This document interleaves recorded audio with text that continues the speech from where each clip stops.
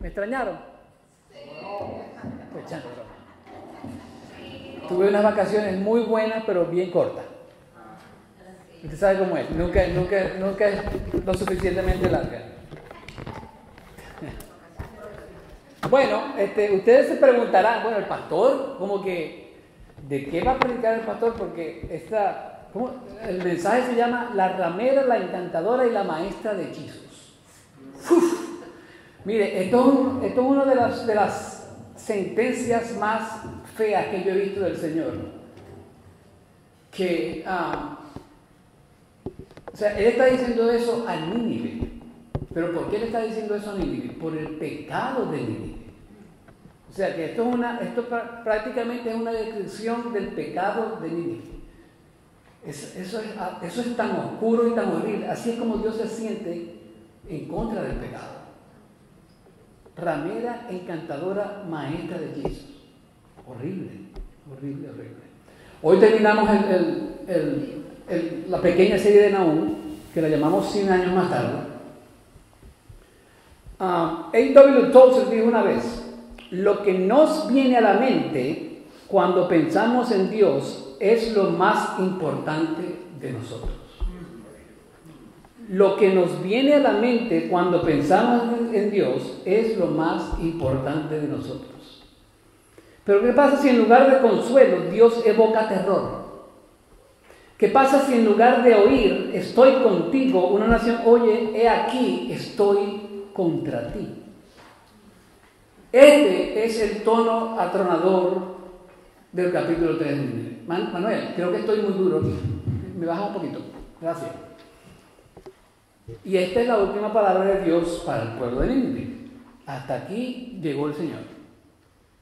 Un autor dice: Dios retira el velo de la paciencia y desata el veredicto final del juicio santo sobre un imperio brutal que se había burlado de la justicia, esclavizado a las naciones y se había glorificado en su propio poder. Ese era Nínive. Entonces, leer el capítulo 3 de Nahum no es nada agradable. Ya Manuel lo leyó y nosotros lo vamos a compartir un poquito mientras explicamos el mensaje. No es nada agradable, pero lamentablemente ese era el mensaje de Dios. Ese era el mensaje de Dios. ¿Cuántos creen que cuando el Señor nos habla a nosotros a veces nos tiene que hablar fuerte? ¿Sí o no? Dios quería que entendiéramos que Él estaba haciendo como una especie de cirugía divina en la ciudad de Nínive. En términos simbólicos, Dios estaba cortando la carne de la arrogancia humana y exponiendo los órganos podridos de una nación que estaba ebria de su propio poder. Entonces, hoy vamos a ver 4 cosas de la ciudad de Nínive. 4 cosas sobre la ciudad de Nínive. Y lo primero es que su pecado es detallado.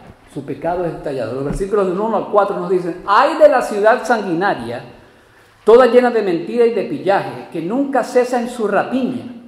Chasquidos de látigos, ruido del crujir de ruedas, galopar de caballos y saltar de carros, carga de caballería, flamear de espadas, fulgor de lanzas, multitud de heridos, montones de muertos, innumerables cadáveres tropiezan en los cadáveres. Ya nosotros hablamos un poco del pecado de Nínive, pero yo creo que aquí el profeta está detallando más ese pecado. El profeta nos dice que es una ciudad sanguinaria. Es una ciudad sanguinaria. Es una ciudad donde se derramó demasiada sangre inocente por guerras injustas o permitiendo asesinatos bárbaros que quedaban impunes. ¿Se acuerdan los ejemplos que yo les daba anteriormente? ¿Cómo eran los asesinatos? Le cortaban la cabeza a la gente y después los agarraban por el pelo y la caminaban por la ciudad. Quemaban los cuerpos y los ponían de lumbreras. Ahí más adelante vamos a ver que estrellaban a los niños en contra de una pared, ¡pau!, para matar a los niños. O sea, era una ciudad extremadamente sanguinaria. Después el profeta nos dice que es una ciudad que está llena de mentiras. Nínive era una ciudad tan llena de mentiras que la verdad estaba desterrada entre ellos y no existía la honestidad. Así de mentirosos era Nínive. Entonces, con ese tipo de cualidad, ¿Cómo se podía creer o confiar en alguien en esa ciudad? ¿Cómo? No se puede, no se puede. La expresión que dice ahí el profeta, está llena de pillaje que nunca cesa en su rapiña. En realidad en el hebreo original se lee, es una ciudad que arrebata perpetuamente el botín de los pueblos más débiles. Se aprovechaba de los pueblos más débiles. Les robaba sus cosas y los destruía completamente. O sea que eran insaciables. Ustedes cuando ustedes se comen un helado, que quieren seguir comiendo y comiendo y comiendo. Bueno, para ellos querían seguir matando y querían seguir robando. Eran insaciables. No sabían cuándo robaban lo suficiente y no sabían cuándo habían oprimido lo suficiente a las naciones que estaban a su alrededor. Así era Nínive. Después el profeta nos dice que la ciudad es una ramera. Esa es la primera parte del nombre. En Nínive había multitud de fornicaciones, es decir, idolatrías y fornicaciones espirituales, con las cuales ella se contaminó y con las cuales sedujo a las naciones vecinas. Después la llama una ciudad encantadora. Y aquí yo pensaba que era una encantadora como de hechizo. Yo digo, bueno, eso está haciendo... No. Encantadora aquí denota el poder atractivo de la ciudad, lo cual indicaba que mucha gente era atraída por su poder cultural, político y económico. Eso es lo que significa encantadora, que atraía a la gente.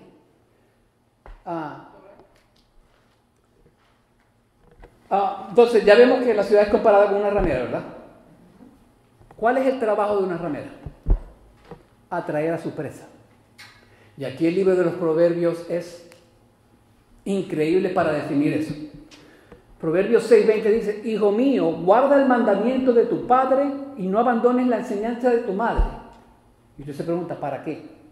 Bueno, el proverbista nos da esa respuesta. Él dice, para librarlo de la mujer mala, de la lengua suave de la desconocida, para que no codicie su hermosura en su corazón, ni deje que lo cautive con sus párpados, porque por causa de una ramera uno es reducido a un pedazo de pan, pero la adúltera anda en la casa de la vida preciosa. Mire, mis hermanos, no podemos dejar que este mundo con sus adulterios destruya nuestra preciosa vida, porque Dios le dio esa vida a usted, para que usted le dé gloria a Dios, no para que esté de prostituta ni de cosas por el estilo. Mire, nuestra vida, escribí aquí, es un poema que Dios sigue escribiendo y Dios quiere que ese poema que ese poema no esté lleno de pecado, porque Dios odia el pecado. ¿Sí o no? Esa palabra poema me recuerda de Pablo, en el griego es poemaia, y cuando Pablo en Efesios, que lo vimos en el capítulo 2, 8 o 9, que Pablo dice que caminemos con buenas obras. Esa palabra caminar ahí es la palabra poema. O sea que nosotros somos un poema ambulante. Dios está escribiendo el poema de nuestras vidas día tras día. ¿Ok? Entonces Dios quiere escribir un poema que esté lleno de amor, de reconciliación y de paz con Él. Él no quiere escribir un poema lleno de pecado, como aquí. ¿Amén? ¿Cuántas veces hemos sido atraídos por las cosas del mundo? ¿Cuántas veces hemos sido tentados por el mundo y hemos caído en sus pecados? Yo creo que cada uno de nosotros tiene una historia diferente con respecto a eso. Pidámosle a Dios su protección segura, porque el enemigo ha venido para robar, matar y destruir. Y esa era la actitud y el actuar de Nínive. Y yo le digo al Señor, Dios nos libre de comportarnos de esa manera. Porque Nínive se comportó de esa manera y hasta ahí llegó. Después el profeta dice que la ciudad era una maestra de hechizos. Era una experta en brujerías. Nínive aspiraba a una monarquía universal. Ella aspiraba a ser la metrópoli del mundo y a tener a todos sus vecinos bajo sus pies. Eso es lo que ella quería. Para lograrlo no solo usó armas, sino también hechicerías, obligando a algunos y engañando a otros a someterse a ella. Era una maestra de hechizos, era una experta. Ella cortejaba a su presa para que se unieran a ella en sus ritos idólatras para atarles más firmemente a sus propios intereses. Ella se valió de su riqueza, de su poder y su grandeza para traer a la gente a alianzas con ella, mediante las cuales obtuvo ventaja sobre ellos y los dominó. Eso. Eran unos tremendos políticos, ¿sí o no? Porque eso es lo que hacen los políticos, ¿no? Bueno, la mayoría de los políticos. Yo creo que sí hay políticos honestos, pero la mayoría, como que no. ¿Y cuáles son los intereses de ellos, no los intereses del pueblo? Mire, ¿qué decía Jimmy Carter? No Jimmy Carter, John F. Kennedy. Él decía, no pienses en lo que el país va a hacer por ti, piensa en lo que tú puedes hacer por tu país. Amén. Luego Nahum nos describe el ataque de su enemigo. Y eso es que el ataque de su enemigo es explicado en los versículos del 2 al 3. Dice, chaquido de látigos, ruido del crujir de ruedas, galopar de caballos y saltar de carros, carga de caballería, flamear de espadas, fulgor de lanzas, multitud de heridos, montones de muertos, innumerables cadáveres tropiezan. Eso es un desastre lo que hay ahí. En el versículo 2 vemos que el formidable ejército babilónico, ya se lo expliqué anteriormente, va avanzando contra la ciudad de Nínive. ¿Se acuerdan que eran los babilónicos y los medos los que están involucrados allí? Mire, ellos pueden ir a la distancia el ruido del látigo, impulsando con furia los caballos de los carros. Imagínense. Y ese ruido y esa conglomeración de gente mala y buena y lo que sea ahí. Pueden escuchar el traqueteo de las ruedas, caballos galopando y los carros avanzando. Imagínense todo ese ruido. Eso es lo que están escuchando y eso es aterrador para ellos porque saben que este ejército viene con toda su fuerza y con una gran velocidad contra ellos. Caballos galopando. Ellos se dan cuenta que no pueden resistir esa fuerza y el terror se apodera de ellos. La gran Nínive se aterra porque el ejército babilónico viene contra ella. Imagínense. En el versículo 3 podemos observar la matanza con la que Nínive será devastada. Ahí la detalla el profeta. Él dice, vemos la espada desenvainada con la que se ejecutará la destrucción de Nínive. ¿Qué más vemos? Vemos el estrago que causa el ejército babilónico cuando se le ordena matar. Vemos que hay un número de cadáveres tan grande que sería inútil contarlos. Y la gente se tropezaba. Habían tantos cadáveres ahí que la gente se tropezaba con los cadáveres. Fea la cosa. Era un ambiente tenebroso con olor a muerte y lleno de destrucción. Por eso es que este capítulo 3 de Nahum es feo, horrible, pero es palabra de Dios, ¿sí o no? Me criticaron un poco, no voy a decir quién, porque el título del mensaje está fuerte. Y yo pensé en los niños, pero gracias a Dios que no hay niños aquí. Pero es palabra de Dios, hermano. Es palabra de Dios. Y la palabra en inglés no es más fea que la palabra en español. Estoy hablando. Entonces, el profeta explica el ataque del enemigo, ahí lo vimos. El profeta nos dice que el orgullo de Nínive es pisoteado. Fíjense en los versículos del 5 al 7. Su orgullo es pisoteado. Heme aquí contra ti, declara el Señor de los ejércitos, levantaré tus faldas sobre tu rostro y mostraré a las naciones tu desnudez y a los reinos tu vergüenza. Echaré sobre ti inmundicias, te haré despreciable y te haré de ti un espectáculo. Y sucederá que todo el que vea huirá de ti y dirá, asolada Nínive, ¿quién llorará por ella? ¿Dónde te buscaré consoladores? El profeta dice, he aquí, estoy contra ti, declara el Señor de los ejércitos. Estas son algunas de las palabras más aterradoras de las Escrituras. He aquí, estoy contra ti. Imagínense que Dios le esté diciendo eso a usted. Terrible.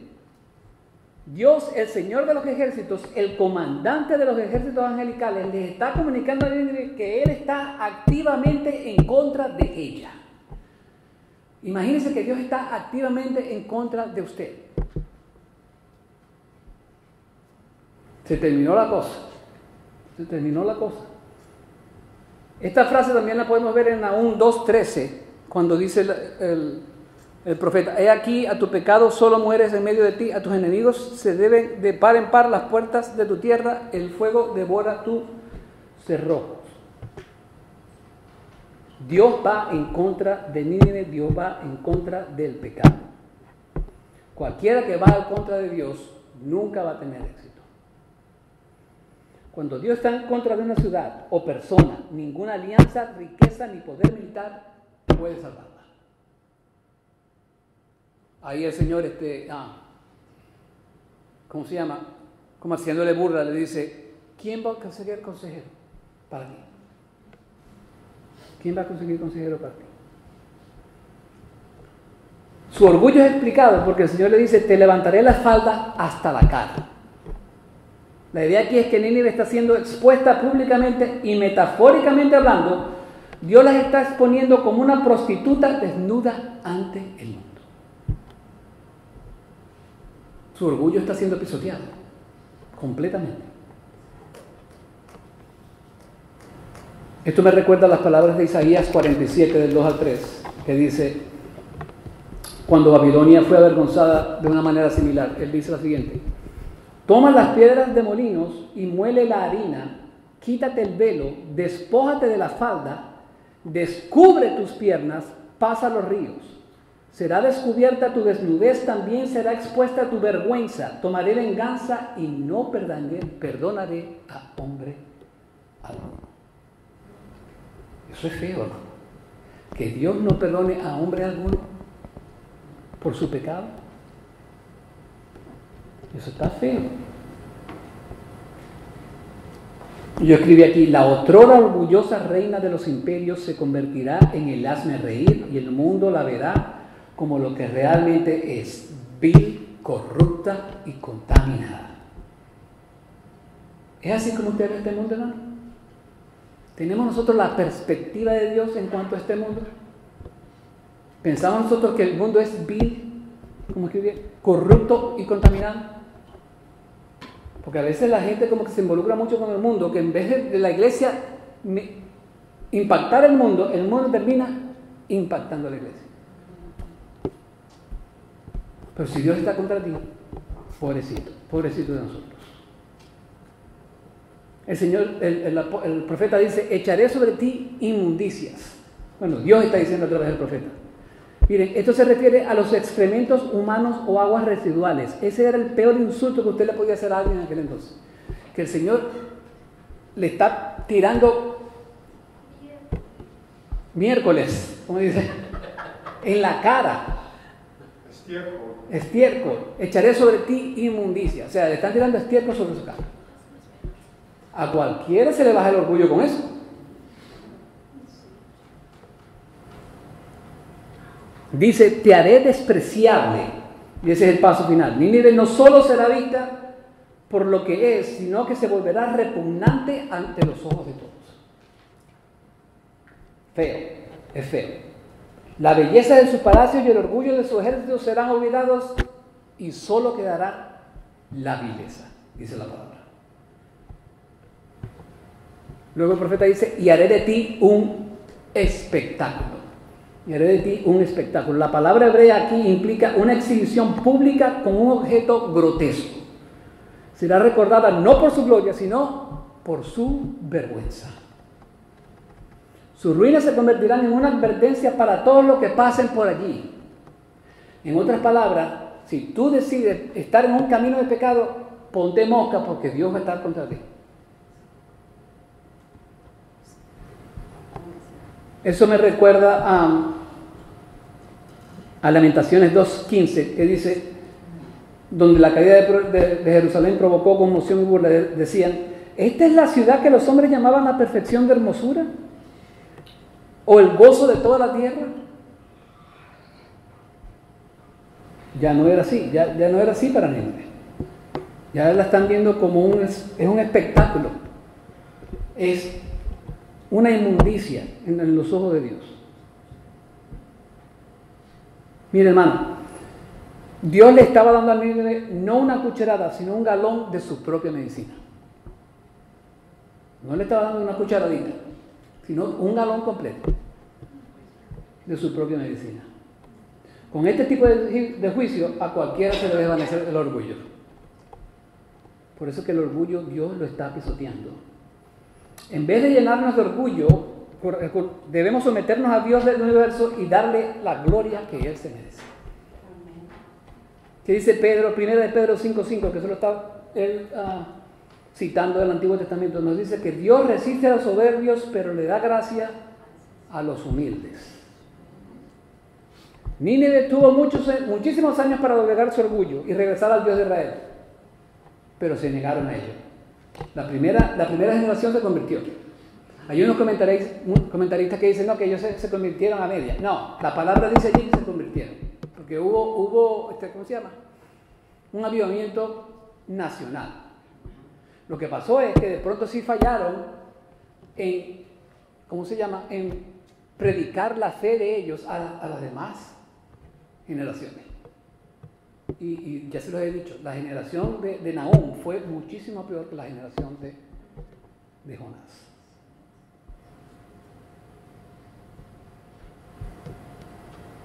Mi pregunta para usted en esta mañana: ¿eres imponente? ¿Eres orgulloso? ¿Eres de mente estrecha?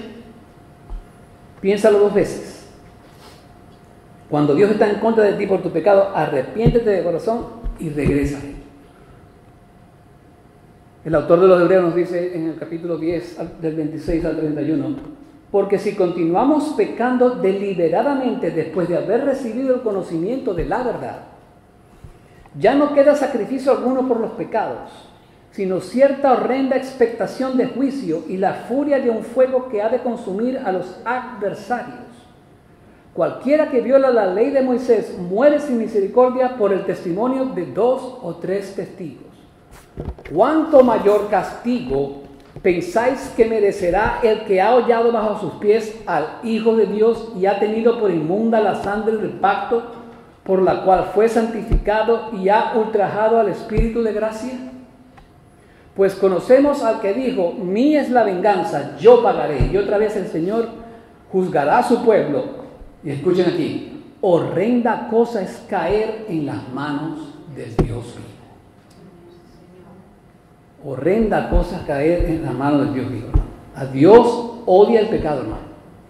Y si usted, como dice ahí el autor de los Hebreos, si usted consistentemente hace del pecado, Dios va a tener que juzgar ese pecado y le va a pasar como Nínive.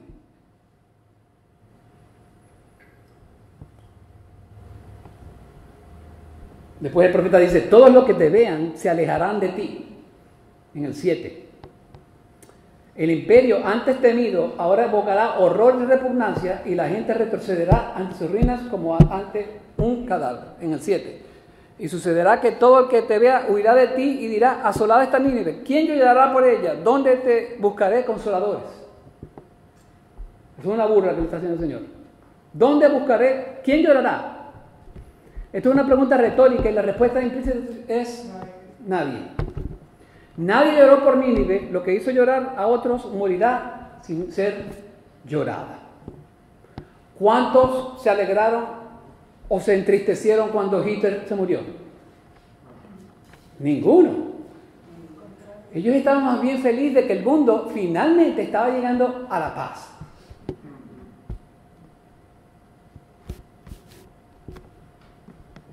¿Dónde buscaré consoladores para ti? Dios pregunta sarcásticamente. Es como si estuviera diciendo, aunque quisiera consolarte, ¿dónde encontraría a alguien dispuesto? Su juicio estaba completo, nadie podía evitar el juicio que Dios había determinado para ella. Cuando Dios determina un juicio, así va a pasar. Así va a pasar. Aleluya. Y lo último es que su final es corroborado. Y eso está en los versículos del 8 al 19. El Señor le da un ejemplo de catástrofes pasadas para que entendieran que su destrucción era inminente. Fíjense lo que dice del 8 al 10. ¿Eres tú mejor que Tebas, la asentada junto al Nilo, rodeada de aguas, cuyo baluarte era el mar y las aguas su muralla?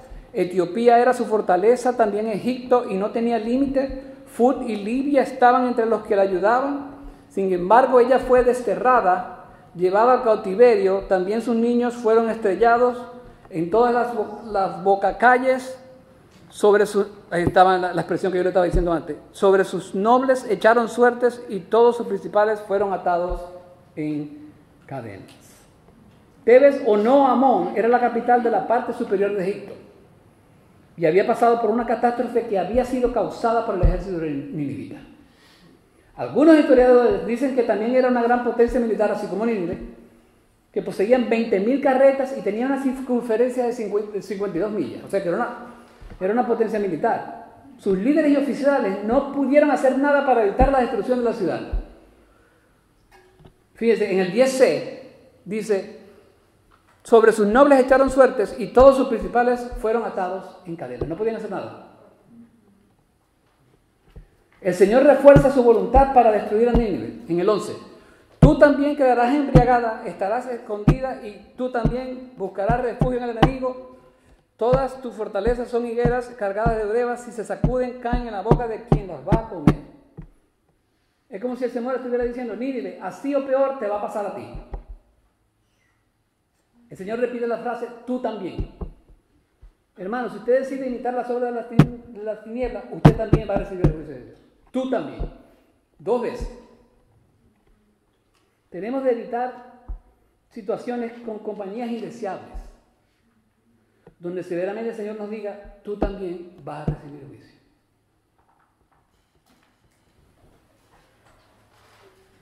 Hemos estado nosotros a veces con compañías indeseables, porque a veces creemos que somos súper fuertes y no, a mí no me va a pasar eso. Mire, a mí me aterra cuando un pastor dice: no, yo nunca voy a caer en pecado sexual. Yo digo: usted es hombre, no diga eso, porque el Satanás puede hacer lo que él le dé la gana cuando Dios se lo permite. Yo soy muy respetuoso con eso. Dice: Dios me libre. Yo no puedo decir lo que seguro solo es la muerte, ¿sí o no? Y la salvación. No se enorgullezca diciendo que no, usted no va a caer en un determinado pecado.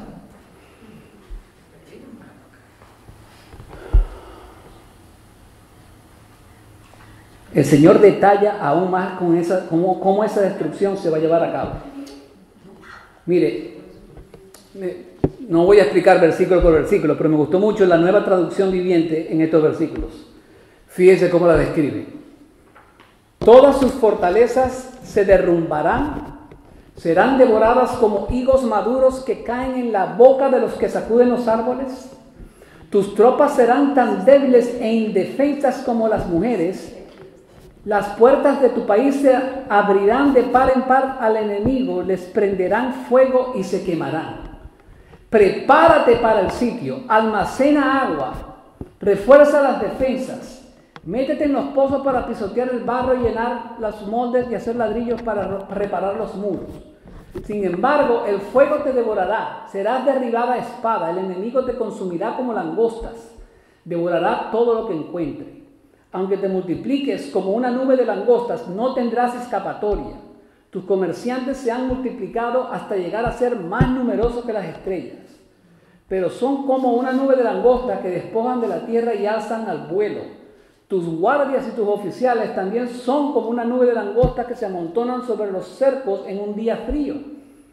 Pero al igual que las langostas que vuelan cuando sale el sol, todos levantarán, los príncipes yacen muertos en el polvo. Tu pueblo está disperso por las montañas sin nadie que lo reúna. Eso está tremendo ahí. Después el Señor firma el acta de defunción. En el versículo 19 dice la palabra: no hay remedio para tu quebranto. Tu herida es incurable. Todos los que oigan noticias de ti batirán palmas sobre ti, porque sobre quién no pasó continuamente tu maldad. El Señor está firmando allí el acta de defunción de Nínive. Él dice: tu herida no tiene remedio, tu lesión es mortal. Todo lo que se entren de tu destrucción aplaudirán con alegría. ¿Dónde se puede encontrar a alguien que no haya sufrido tu constante crueldad? Eso es lo que está diciendo el profeta. Es como si el Señor le estuviera diciendo a Nínive: Nínive, este es tu final. Vas a morir, te voy a desaparecer de la faz de la tierra. Él es como si le estuviera diciendo: tu crueldad, Nínive, ha sido tan grande y tan constante que es difícil encontrar a alguien al cual tú no hayas afectado. Imagínense eso. Dios decreta que la ramera, la encantadora y la maestra de hechizos va a dejar de existir. Dice el profeta: no hay remedio para tu quebranto, tu herida es incurable. Man, y es feo cuando el Señor le tiene que decir eso aquí. Es feo. Como cuando en los evangelios el Señor le dice: Señor, que nosotros te servimos y te adoramos. Apártate de mí, hacedor de maldad. Nunca te conocí. Eso es horrible. Eso es horrible.